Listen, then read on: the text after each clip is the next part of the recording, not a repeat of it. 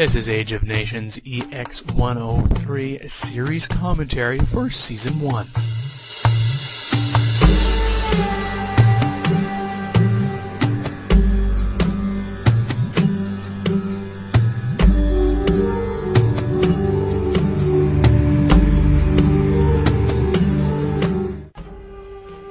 Good day, Age of Nations audience members. I'm Daniel DanQ Quick. I am joined by...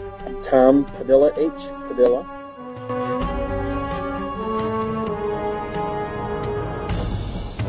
So what'd you think of episode 109? Just out of curiosity in general. I had to go back a couple of episodes and pick up like 4 of the earlier episodes, like from the beginning, and then a couple of later, you know, just to be thrust into the middle of it.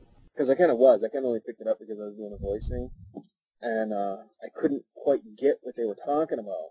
I kind of agree with, who was the last commentator? I think it was in 106, was saying what a good job these guys are doing with almost literally no technology. Oh, yes, Daniel Rodriguez, who voices Spice and Hugh. Yeah, and very much so, yeah, kind of jumping in like episode 107, 108, or 109, like the circumstances, it's going to be hard. Yeah, because there's all these follow. There's all these people, and there's all these, like you're saying, the circumstances. You know, oh, we finally beat them. You're like, okay, who's we? Who's them? And why did they get beaten?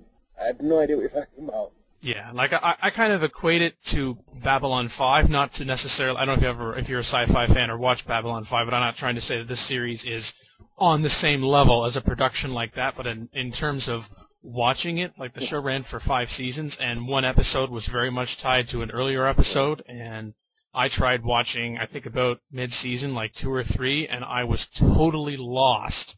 And I try as much as possible, since I'm writing a lot of the episodes, or co-writing them, with Gordon Illuminatus Smith and Dark Cloud as well. We try to drop references to past events, but of course you're not, sometimes it's such a vague reference in passing, and I don't even think about it until after the fact, but to truly appreciate what's going on, I mean, I think you can enjoy the episode, to any episode to some degree, although some of the earlier episodes are harder to enjoy than others. Being polite, learning curve, but very much so to truly appreciate the story, needing to go back. So I mean, if I would recommend the series to someone, I'd say, yeah, watch like maybe the last 3 to show that this is what it does get to. Yeah. Whereas, and then if you're interested in the story, then go back. But I mean, you know, as a writer, that's one of the things you're stuck in. Do I want a deep, fulfilling, intricate storyline, but then I have to hack it into little pieces and nobody can follow it? Or do I want these little compartmentalized storylines that, you know, it doesn't take anything to get interested in, but there's nothing there. They're literally 15 minutes long and then it's over, done. Yeah, very much, where they're kind of self-contained episodes, and what happens at the beginning is resolved by the end, and everybody's happy, the Brady Bunch episode, we walk away. Yes, it's easy to get into, but now you're back to why get into it, because there's nothing there. You got to make a decision and just go with it and say, you know what, that's the story I'm writing, dang it. I don't want to judge this by what it could do. I want to make sure that I look at this with the eye of, you know, you guys literally have no technology. You've got no green screening. You've got no nothing. What are you using to edit this thing with? Virtual Dub or something?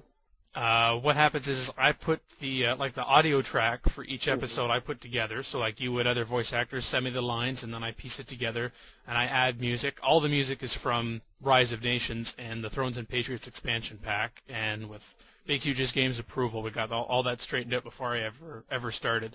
And I mix that in Audacity. And then what happens is I send that soundtrack to Stan, who directs the show, and he listens to the soundtrack, and he films it, matches up reading the script and matching the audio to make sure that, you know, when someone's talking, that's what's happening on screen, either in Rise of Nations or the live actors, which way back in the day stood in front of a green screen and did a whole bunch of funny statements, of which Stan didn't tell them what it was for, actually. I'm not exactly sure how he phrased it, just for something to do, I guess. And Some of the live actors actually do watch the show now, but I think a few have no idea that their face is on the internet, and that's what it's for. He originally joked that, well, I was going to tell them, but I was afraid they'd never agree to do it again if they saw it. Yeah. And I said, well, that's a ringing endorsement, thank you. But he uses Windows Movie Maker, but he's been taking a couple of film courses, and I think he's going to be moving to Premiere in the next episode or two. Mm-hmm. And then he does each scene, like whatever his scene is, like 4 or 5 minutes, sends me those clips, I review them, make sure that I'm kind of like quality control, not that there's hardly ever been an issue with that. And then I piece the episode together in Video Edit Magic, which costs like $80, but again, it was affordable and is easy enough for, me to use. and then I use that to put all the clips together, and it's how I release the AVI and the Windows Media encode. Guys are doing this because they want to do it, because they like it. Because I know how hard it is to do without tools, and I know how easy it is to do with tools. And nobody would go through this if they didn't want to do it and really feel, these guys are putting their all into this. No, it doesn't look like Scream or those, even like the Blair Witch. But they don't care. They just want to make it. They just got to get it out. Exactly. Telling a story the best that we can with what we have at our disposal, but always looking for ways to improve. And I think we've done that since the pilot. I don't know if you've tried to watch the pilot, but I don't think I did. I recommend the day that you have much patience, because not all, but the original version of the pilot had me doing every single voice, first of all. Oh, there it is. That changed. Yeah, episode 101, Dawn of Ages. That changed. I had originally recorded with some relatives, additional dialogue, and my audio experience was extremely limited at that point. I didn't know how to get rid of background noise, even though Audacity, relatively easy to do, didn't know, but I was smart and I thought, I'll bet in a few months I'll know how to do that, so I saved the file and I thought, I'll revisit this later. That's exactly what I did. I went back, removed the noise, increased the volume, which try not to increase it too much so we don't get distortion, but remove some pops and hisses, and it got to a passable level. And so now when you watch it, you're not just listening to me trying to modify my voice about 6 or 7 times. It's more like 4 or 5 times. Progress. I think I'm going to download that one. I think that one's not one that I have. I saw 4. A Day in the Country. Yeah, I saw 4 and 6 and 8. That's what I did. I went back and I got every other one. Let's see, episode 105 was First Strike. Episode 106, can't remember the title on that. Adventures Far Away. Oh, Adventures Far Away, and what was 108, A Day in the Country? The Best Plans. Oh, Best Plans, okay. Day in the Country was... Is that 107? Which one? 104. Oh, really? 104? Oh, dear, okay. Well, it really is... It's better than my movie. Don't have one. So... by definition, and the creativity, and I see some of the work that's put into synchronizing the in-game actions with the. Are you recording this part? Because this part should go on the thing. Actually, yeah, I've been recording. I started recording again when you said I want to say this for the commentary, but I went, oh, I think that's my cue. And then we haven't started the official commentary yet. Sorry about that. No, that's okay. Yeah. Can we do that then? Yeah, that's fine. As long as we're actually making commentary about the commentary, let's start doing that. That's right. For commentary on the commentary. That's right. We had to go back and look at one of your old commentaries, like the first one that has it, and the first one's commentary, and go, oh my God, what did we do? I can't believe I said that. What I was really trying to say. Actually, but just before we started, if you want an interesting commentary on the clip that was at the Polycon, like the Polycon greetings, I did the commentary for that one by myself, and I jammed in a lot. Like, I talk non-stop. I think I breathed for about 5 or 6 seconds. Oh, man. Oh. I thought it was interesting at the time. Essentially, I got to say everything that I thought I wouldn't have the chance to say when I was talking to someone, because they'd stop recording the commentary with me because it was kind of boring. I think that's what I tried to do, but Anyway, okay. So I've got 109 called up here, and once you got 109 called up there, I'll do my little countdown. Yep, that's the one. All right. In 3, 2, 1. You know when they on television shows and you get to the end credits and all of a sudden they like really scrunch it on the screen to promo the next one? And I think, man, that's... Of course, I used to love it before I started doing Age of Nations. I never really thought about doing it, but now I think if that was my name scrunched up in the corner, I'd be... I want my 3/4 of a frame fame, and I'm not getting it. There's a couple of things I wanted to mention. And then Reminds me of... I gotta go, my wife is asking me what I'm doing. Somewhere in the commentary you'll hear one of the things I was going to ask okay. you guys are talking about how to zoom back and zoom in and get facial expressions and kind of...